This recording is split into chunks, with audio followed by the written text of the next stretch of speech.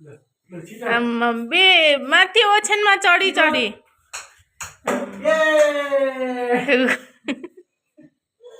एक बल हाल्छ एक राउन्ड लगाएर अघि दिउँसोमा त्यस्तै गरेको हो अहिले त्यहाँनिर भित्तामा ठोक्काउँछ कि अन्त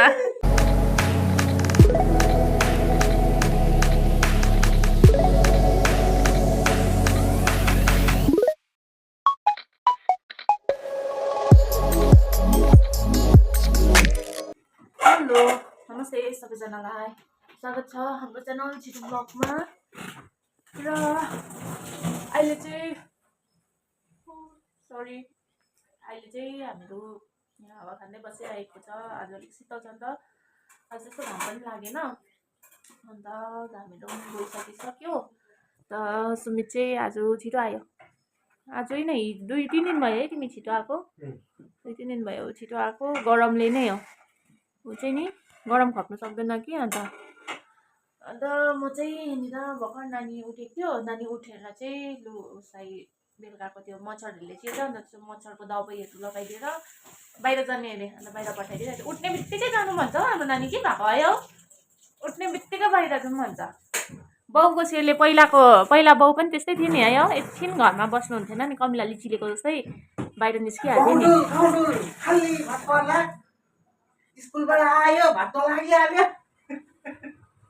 स्कुलबाट टक्क जस्तो भएर लुगासुगा फेरि खाजा खायो टाप मान्छे छैन कहाँ गएको हो, एकैचोटि खाना खाने बेला दिनु हुन्थेन हो। त्यसैले छोको जस्तो छ।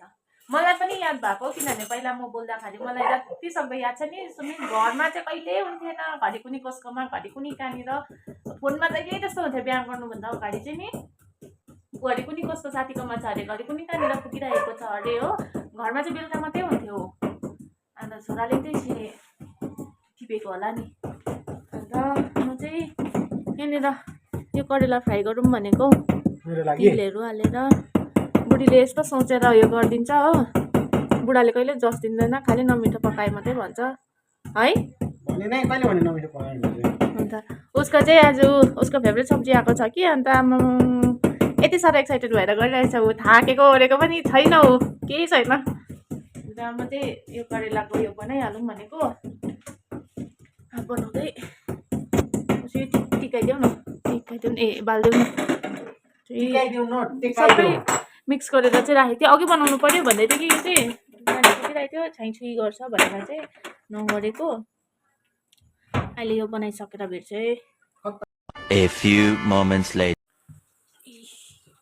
फर्स्ट भाग करेला चाहिँ निकालिसकेँ, ट्राई गरेर त सुमित कस्तो भयो। उयो भएको छैन होला हो, तातो छ भने उसिकै हुन्छ नि है। नुनहरू लाग्छ पिरो। यसो करेला चाहिँ फेरि हाम्रो भाइले कस्तो मजाले खान्छ यो करेला है। छैन मैले कम्ती हालेको थिएँ, यो सेकेन्ड बनाएको छु। कम्ती बनाउँछ नि त, बेसी बनायो भने नि उसले एकै दिनमा सकिदिन्छ। उसले चाहिँ नि करेला र बिचे के साह्रो खाएको।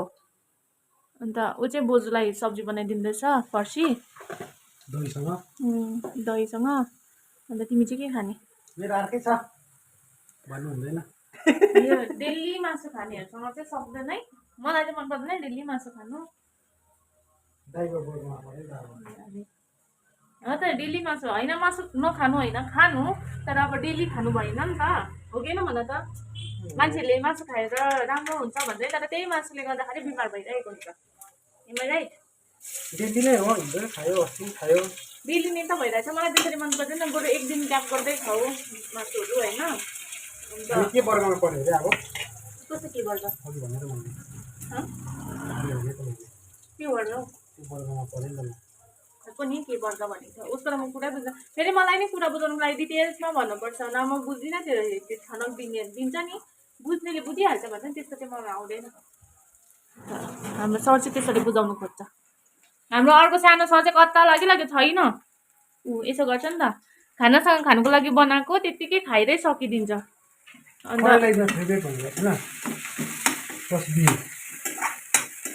हौ यस्तै गरौँ न। म चाहिँ खाँदिनँ, म चाहिँ प्रेसर लो छ कि, नुनहरू के भएछ, प्रेसर लो छ कि, ल म चाहिँ खाँदिनँ।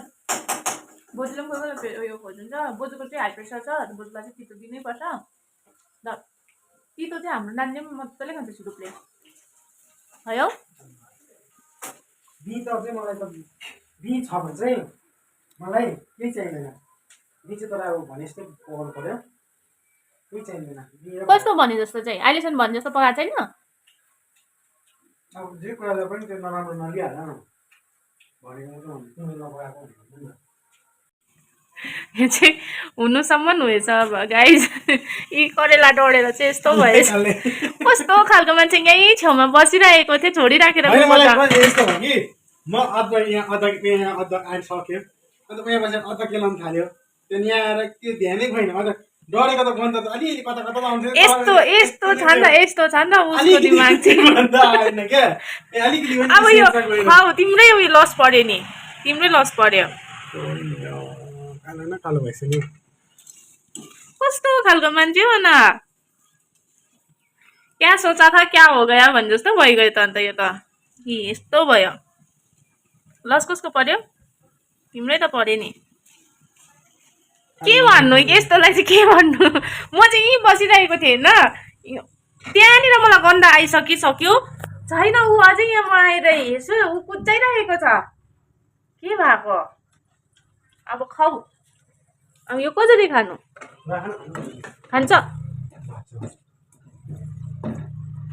के सोचेको के भयो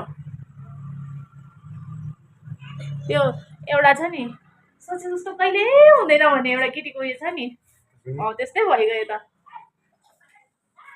अहिले भेट चाहिँ गाई उयो गरेर भाइले चाहिँ यहाँ करेला खाएको मात्रै हेर्नुहोस् है यहाँ आमा गर्नुहोस् दामी करेला दामी हेर्नुहोस् करेला खाएको काँचो करेला पनि उसले खान्छ है तितो चाहिँ केटाले पनि आमा गर्नुहोस् त्यो फर्स्टमा गरेको सेकेन्डको चाहिँ नि यहाँ हालिराखेर चाहिँ म चाहिँ यहाँ बसेको थिएँ ऊ चाहिँ कहीँ थियो नि त छोडिराखेर चाहिँ आएको कि हेरिन रहेछ डढेर कालले खङ्डङ्गै भइरहेछ करेला चाहिँ आधी उधी चाहिँ करेला चाहिँ यहाँ कति थियो भाइले यति बनाइसक्यो हो यो डढेको चाहिँ यहाँ डढेको करेला यस्तै छ भाइले पनि मन पराउँछ करेला दामी दामी करेला दामी है गर्नु आमा गर्नु आमा दामी भन्दैछ त्यो भर्खर दाँत आउँदैछ भर्खरमा त एक दुईवटा दाँत तपाईँलाई चाहिएको छ फेरि अर्को दाँत निस्किँदै होला कि यस्तो टोकिदिएको भन्नु कि खुट्टा टोकिदिएको भन्नु कि आएर बुझ्यो बस्नु त्यहाँ पछि पछि गर्नुहोस्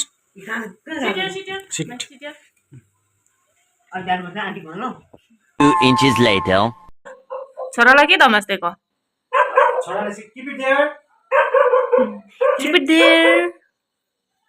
हाम्रो चाहिँ लुगाको अहिले बिजोकै भइरहेछ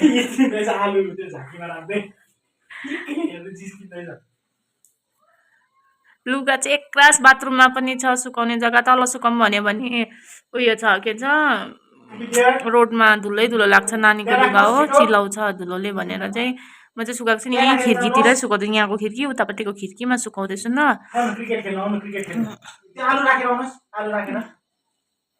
नानीसँग एकछिन बस्न सक्दैन क्रिकेट खेल्नु बोलाएको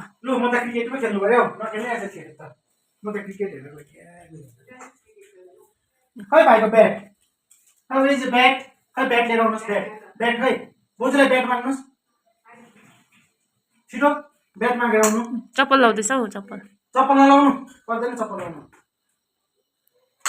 चप्पल लाउनु भन्ने बेलामा त नलगाउनु पो भन्छ त हो त्यतिकै नानीहरू खाले कुट्टै हिँड्नु म त झन् चप्पल नलाइकन त बन्दा सक्दिनँ सिक सिक सिक लाग्छ यी भित्र म त चप्पल लगाउँछु एउटा चप्पल बाहिर एउटा चप्पल भित्र उसले चाहिँ लाउँदैन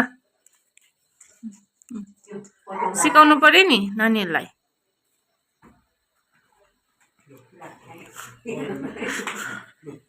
बल गर्नु मलाई यहीँ छिटो खै बे माथि ओछ्यानमा चढी चढी एक बल हाल्छ एक राउन्ड लगाएर अघि दिउँसोमा त्यस्तै गरेको हो अहिले त्यहाँनिर भित्तामा ठोक्काउँछ कि अन्त